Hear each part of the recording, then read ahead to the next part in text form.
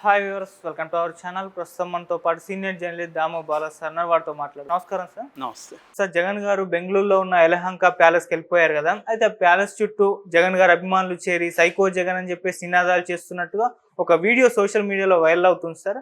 నిజంగా జగన్ గారు అభిమానులు ఇదంతా చేస్తున్నారా? ఎవరు చేస్తున్నారు? అసలు ఏం జరిగింది సార్ అక్కడ?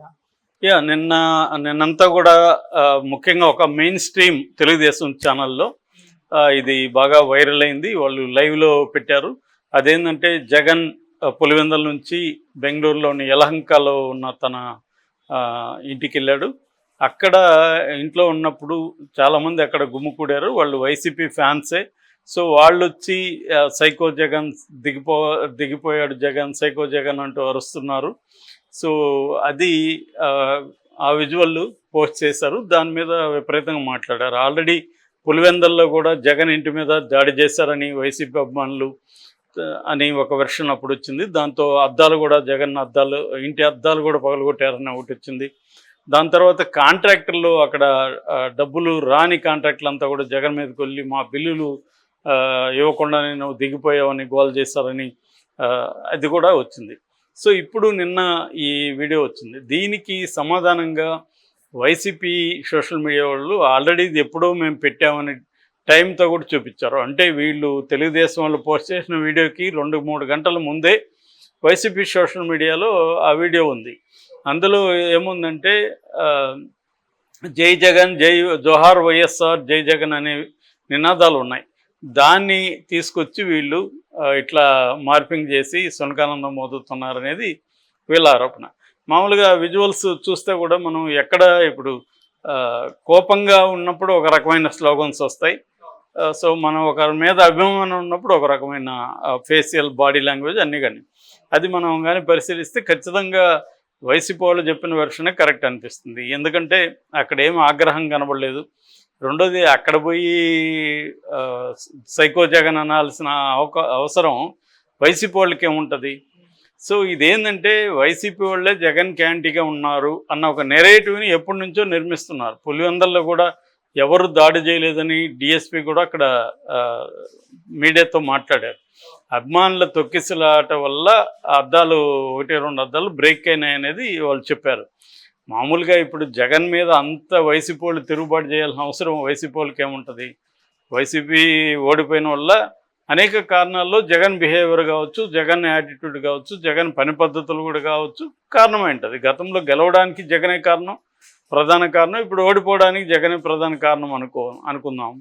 సో అలా ఉన్నప్పుడు ఇప్పుడు జగన్ని దించేసి వాళ్ళకి ఏమైనా ఆల్టర్నేటివ్ ఉందా? వైసీపీలో ఎవరు లేరు కదా. జగన్ ఒకవేళ వద్దనుకుంటే ఎవరిని తీసుకోవాలి వాళ్ళు? కాబట్టి అటువంటి నేపథ్యం ఏమీ కనిపించలేదు. లేని దాన్ని సృష్టించాలనుకుంటే అది అనవసరమైన ప్రయాస తప్ప ఇంకోటి లేదు. దానివల్ల ఉపయోగం కూడా లేదు. అదొక వెర్షన్. రెండో వెర్షన్ నిన్న కూడా చెప్పినాం, యలహంకి వెళ్ళిపోయాడు ఇంకా 6 నెలలు రాడని ఒక వెర్షను. ఈ మూడో వెర్షన్ ఏంటంటే యలహంకలో కూర్చొని అక్కడ డీకే శివకుమార్తో చర్చలు జరుపుతున్నాడు. ఇదంతా ఏంటంటే వైల్డ్ గెస్ వ్యవహారాలు. చర్చలు ఎందుకు జరుపుతున్నాడు? కాంగ్రెస్లోకి విలీనం చేసేస్తాడని. కాంగ్రెస్లోకి విలీనం చేయడంలో ఇప్పటికిప్పుడు కాంగ్రెస్ అక్కడ ఏముందని విలీనం చేస్తాడు? పోనీ కాంగ్రెస్ ఏమన్నా సెంట్రల్ అధికారంలో ఉంటే ఓకే, విలీనం చేస్తాడంటే అర్థం ఉంది. సో ఇవన్నీ ఏంటంటే ఏదో ఒక వైసీపీ పని అయిపోయింది అన్న ఒక నెరేటివ్ని బలంగా తీసుకురావడం అనేది తెలుగుదేశం పార్టీ స్ట్రాటజీ. ఎందుకంటే తెలుగుదేశానికి నేను చాలాసార్లు చెప్పాను కూడా, వైసీపీని నేలమట్టం చేయాలి, జగన్ పొలిటికల్ కెరీర్ని చంపేయాలి. అది మనం ఆల్రెడీ ఇప్పుడు స్పీకర్గా ఉన్న అయ్యన్న పాత్రుడు మాటల్లో కూడా చూసాం. ఆయన ఎవరు వచ్చి జగన్ ఓడిపోయాడు కానీ చావలేదు, దాన్ని చంపేయాలి పూర్తిగా అని చెప్పారు. ఈయన కూడా దాన్ని ఇంకొంత డిఫైన్ చేసే విధంగా దాన్ని మాట్లాడుతూ, అవును ఈయన ఏం చెప్తున్నారంటే ఒక పాము, అందుకని మన పెద్దవాళ్ళు పాముని చచ్చేవరకు కొడతారు, అతను ఓడిపోయాడు కానీ చావలేదని చెప్తున్నాడు. అతను చావలేదనే పదం ఇంకొక అతను వాడలేదు. ఓడిపోయాడు కానీ అతని శక్తులంతా స్ట్రాంగ్గా ఉన్నాయనే ఒక పెద్ద ఆయన చెప్పాడు. దాన్ని ఎవరు స్పీకరు ఓడిపోయాడు కానీ చావలేదని ఈయన చెప్తున్నారు సో అని ఎగ్జాంపుల్ కూడా చెప్పాడు. దాన్ని జగన్ కూడా కోట్ చేశాడు. అంటే క్లియర్గా వాళ్ళ ఉద్దేశం ఏమంటే నేలమట్టం చేసేయాలి, వైసీపీ ఆనవాళ్ళు లేకుండా చేసేయాలి అనేది వాళ్ళకున్న ప్లాన్. ఇవాళ పొలిటికల్ పార్టీలు అన్నీ కూడా ఇదే చేస్తున్నాయి. ఇక్కడ కేసీఆర్ గతంలో ఉన్నప్పుడు తెలుగుదేశం కాంగ్రెస్ను కూడా నేలమట్టం చేయాలనే ట్రై చేశాడు. దానికి తగినట్టుగా వాళ్ళందరినీ తీసుకున్నాడు.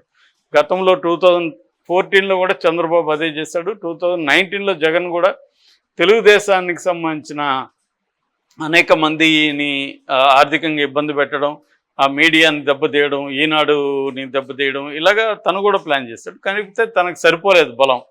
అధికారంలో ఉన్నా కూడా చంద్రబాబుకున్న స్ట్రాంగ్ సపోర్ట్ సిస్టమ్ని జగన్ బ్రేక్ చేయలేకపోయాడు. సో ఇప్పుడు జగన్ అయితే ఖచ్చితంగా చంద్రబాబు ఓడిపోయినప్పుడు ఉన్న బలం కంటే జగన్ ఓడిపోయినప్పుడు ఉన్న బలం తక్కువ, చాలా బలహీనంగా ఉన్నాడు జగన్. సో ఇప్పుడు నిజంగా చంద్రబాబు అనుకుంటే దెబ్బ కొట్టడం అయితే ఈజీని అంతే కష్టమైతే కాదు. కానీ జగన్కి కొన్ని అనుకోని సానుకూలతలు కూడా ఉన్నాయి. అదేంటంటే సెంట్రల్లో బీజేపీ కేవలం తన ఎన్డీఏ పక్షాల మీద, రాజకీయ పక్షాల మీద డిపెండ్ అయ్యి ఈ 5 ఏళ్ళు మనుగడ సాధించడం అనేది కష్టమవుతుంది.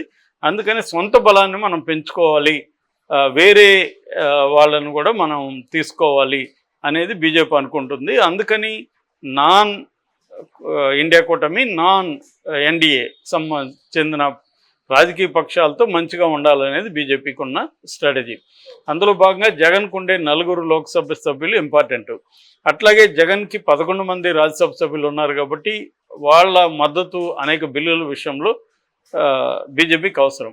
ఆ రకంగా జగన్కి కొంత బీజేపీ కేంద్ర నాయకత్వం నుంచి కొంత ప్రొటెక్షన్ అయితే ఉంది. ఆ రకంగా రేపొద్దున డీకే శివకుమార్తో కూడా జగన్ డీల్ చేయొచ్చు. ఎలాగా, మీకు ఒకవేళ మీరు గవర్నమెంట్ ఫామ్ చేసే పరిస్థితి వస్తే నేను మీకు మద్దతు ఇస్తానని చెప్పచ్చు. ఎందుకంటే జగన్కి ఇప్పుడు సెంట్రల్లో ఉన్న పార్టీల అండ అయితే అవసరం.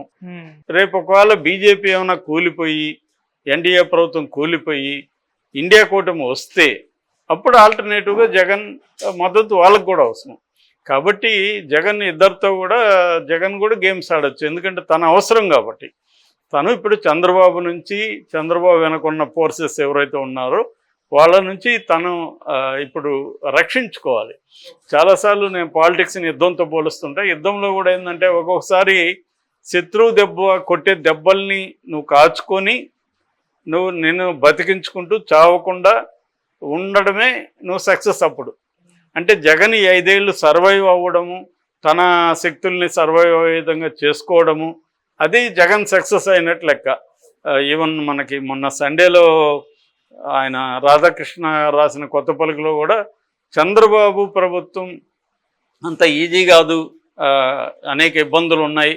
సో చంద్రబాబు ప్రభుత్వం పెర్ఫార్మెన్స్ బట్టే జగన్కి యొక్క భవిష్యత్తు ఆధారపడి ఉందని అని చెప్పారు. సో వీళ్ళు జగన్ని అన్ని రకాలుగా, అంటే ఒక ఫిజికల్గా దెబ్బ కొట్టడం, కేసులు పెట్టడం, లీగల్గా చూసుకోవడం, పొలిటికల్గా జగన్ వైపు ఉన్న వాళ్ళందరినీ లాక్కోవడం, తర్వాత ఇమేజ్ అంటారు, ఇమేజ్ని బ్రేకప్ చేయడం. అంటే జగన్కి ఒక పీపుల్లో ఇమేజ్ ఉంది, ఆ ఇమేజ్ని దెబ్బ కొట్టాలంటే జగన్ ప్యాలెస్లు కట్టుకున్నాడు చూడండి, జగన్ 480 మంది సెక్యూరిటీని పెట్టుకున్నాడు చూడండి, అది చూడండి, ఇది చూడండి అని జగన్ ఇమేజ్ని బద్దలు కొట్టాలి. గతంలో కూడా ఇది చేశారు, తొగ్లక్ అని అదేని. దాని తర్వాత ఏంటి, జగన్ సొంత మనుషులే జగన్ మీద తిరుగుబాటు చేస్తున్నారంట, వైసీపీ వాళ్ళే తిరుగుబాటు చేస్తున్నారు అనేది నెక్స్ట్ వెర్షన్. సో ఇవన్నీ కూడా మల్టీ ప్రోంగ్డ్ అప్రోచ్తో జగన్ని దెబ్బతీయడం అనేది తెలుగుదేశానికి ఉన్న అవసరం. ఎందుకంటే నెక్స్ట్ లోకేష్ని సీఎం చేయాలంటే ప్రతిపక్షం అనేది లేకుండా చూసుకోవాలనేది చంద్రబాబుకు ఉండే లక్ష్యం. ఎవరైనా అదే ఆలోచిస్తారు. చంద్రబాబు ప్లేస్లో ఉంటే ఇంక భిన్నంగా ఆలోచిస్తారని నేను అనుకోను. ఎవరైనా ఇప్పుడు మోడీ కూడా కాంగ్రెస్ ముక్త భారత్ ఎందుకు కోరుకున్నాడు, కాంగ్రెస్ ఉంటే ఏంటి అతనికి, ఉంటే ఏంటంటే థ్రెట్గా ఫీల్ అవుతారు వాళ్ళు. ప్రతిపక్షం అనేది స్ట్రాంగ్గా ఉంటే అధికార పక్షం థ్రెట్గా ఫీల్ అవుతుంది. సో ప్రతిపక్షాన్ని బలహీనపరిచేసి, ప్రతిపక్ష నాయకుల్ని జైళ్ళల్లో పెట్టేసి తానే పరిపాలించాలనేది మోడీ ఎప్పటి నుంచి అదే కదా చేస్తున్నాడు. లేకపోతే కేజ్రీవాల్ని, హేమంత్ సోరెన్ లాంటి సీఎంలని తీసుకెళ్ళి ఎందుకు జైల్లో పెట్టాడు అంటే క్లియర్గా ప్రతిపక్షం అనేది ఉండకూడదు.